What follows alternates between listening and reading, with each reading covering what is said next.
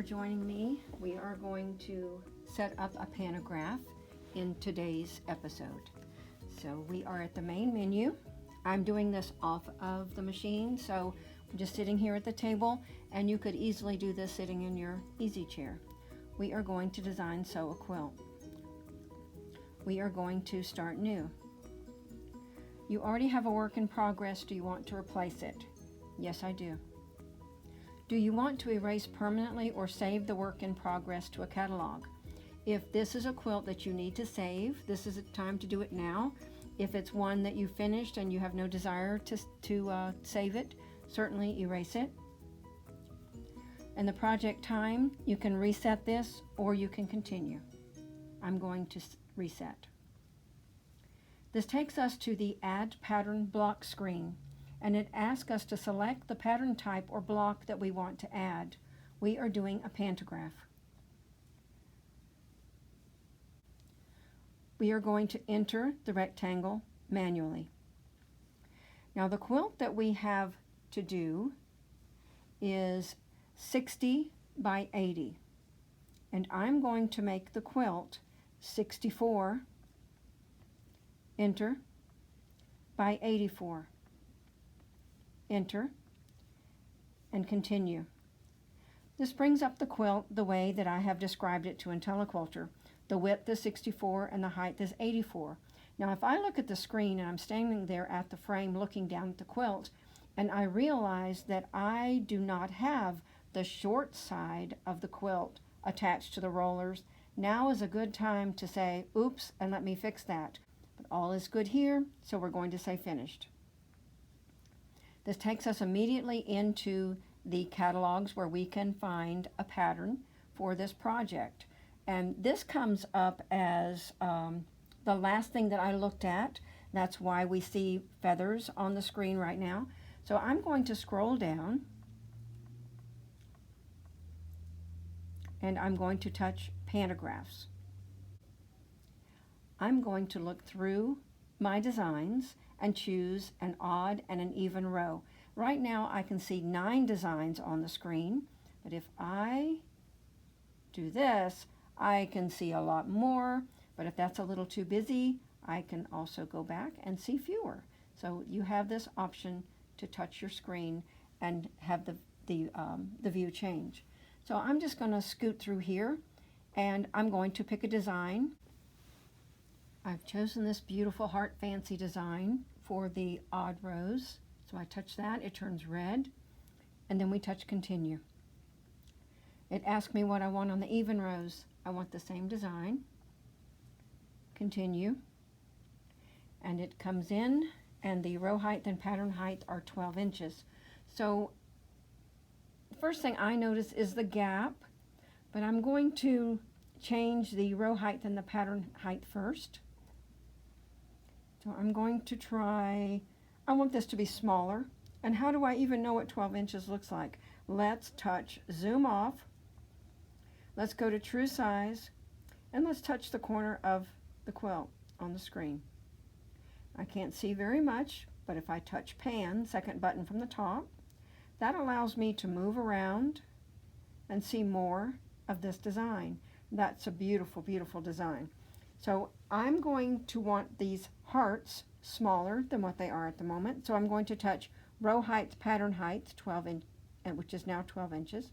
And I'm going to go to the keypad on the ribbon, and I'm going to put in 9 inches. Enter. And that immediately you can tell that the hearts are smaller, and that's really, this is for a precious little girl's quilt, so I think that I want the quilting to be about that scale. But this is a personal preference. And because we have the zoom off and we can touch true size and touch the quilt on the screen, we know exactly how large these hearts are going to be when they're stitched out. Now I'm going to go to zoom full, third button from the top. Now I can see the whole quilt. And the gap between the rows is still very noticeable. So I'm going to touch gap, and I'm going to use the arrow on the ribbon to close up the gap. I also can slide on the screen But sometimes I like to just fine-tune it just like that. Now, things change just a wee bit, and I always want to do my true size, pan around, be sure that I still love it, and I do. Zoom out a little bit. Now, if you're looking at this and you're saying, oh, I can still see the row, whatever it is that you want to change, you can do it now. We can change the gap, make it a little closer if we'd like, or a little further apart. You decide what's right for you. And we can touch finished. Let's do full zoom again one more time. Look at the whole picture. I like it. I'm going to commit, so I'm saying finished. This takes us to the clipping confirmation screen.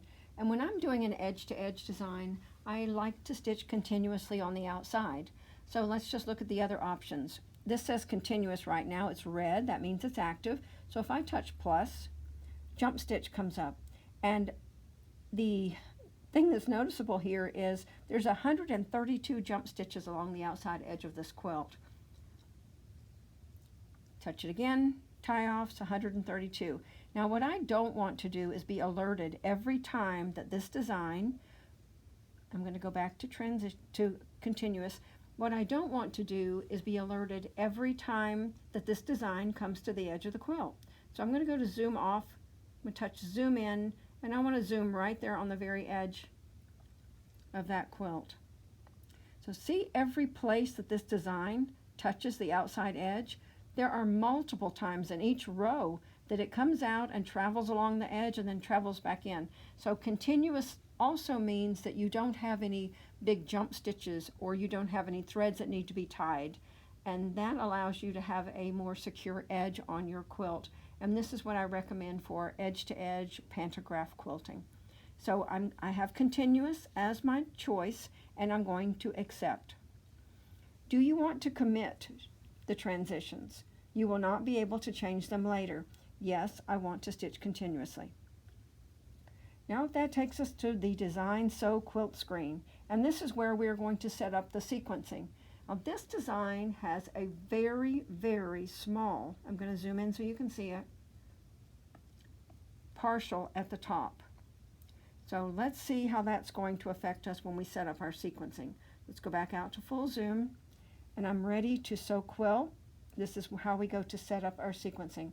Select the first pattern to quilt. I'm going to touch that very, very tiny one at the top. It starts on the left and it ends on the right. Now you may feel that it isn't necessary to do that tiny partial at the top, and that's totally your decision. Sometimes I do choose to stitch the partial at the top because it gives me a chance to see the size of my stitches, my stitch quality, maybe even verify that I have chosen a thread color that I love on this quilt. So I've chosen the first row. We're just going to stay with that for now. Select the first pattern to quilt. I did. And there's something else to notice on the screen. The swap start endpoints is on the screen. So when I touch the yellow square next to that, it reversed. So this is how you can cause that to change, just touching the yellow square. Now it's back the way that I had it originally, with the start on the left and the end on the right. So now I'm going to say continue.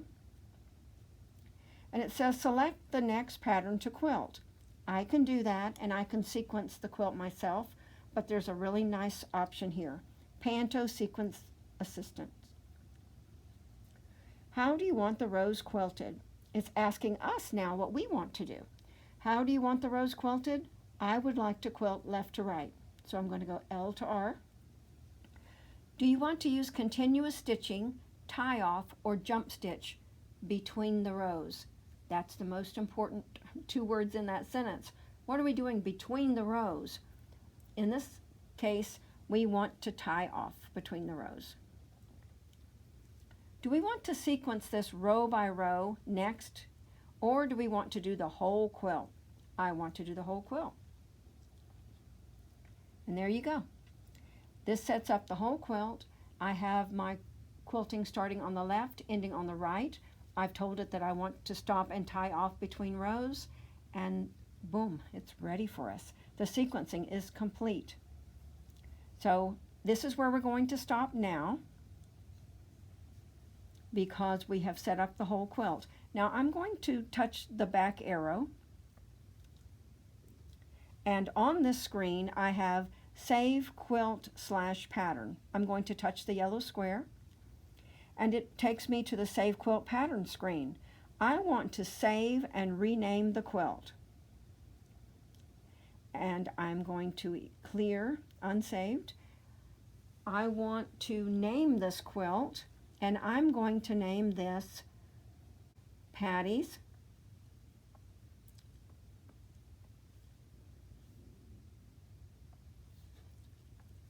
Heart, and I'm going to say enter. Patty's Heart was saved in the Work in Progress catalog. Continue. But I also have an option to save things in a destination catalog other than the Work in Progress. And this time I'm going to choose to have this quilt saved in Class, and I'm going to touch Select. Now I have Patty's Heart Quilt is saved in my Class catalog, and it's also in the Work in Progress. So now I can back up, and it takes me back to the main menu. If I'm finished with this with working on these designs off of the frame, then I can touch System, shut down System. Are you sure you want to shut down the system? Yes, I am. And Intelliquilter shuts down. Now, if we were on the machine, it would be beeping at us, telling us to turn off the power, and we would take care of that. So when you're working off of the machine, you still properly back out and shut down Intelliquilter correctly. Thank you.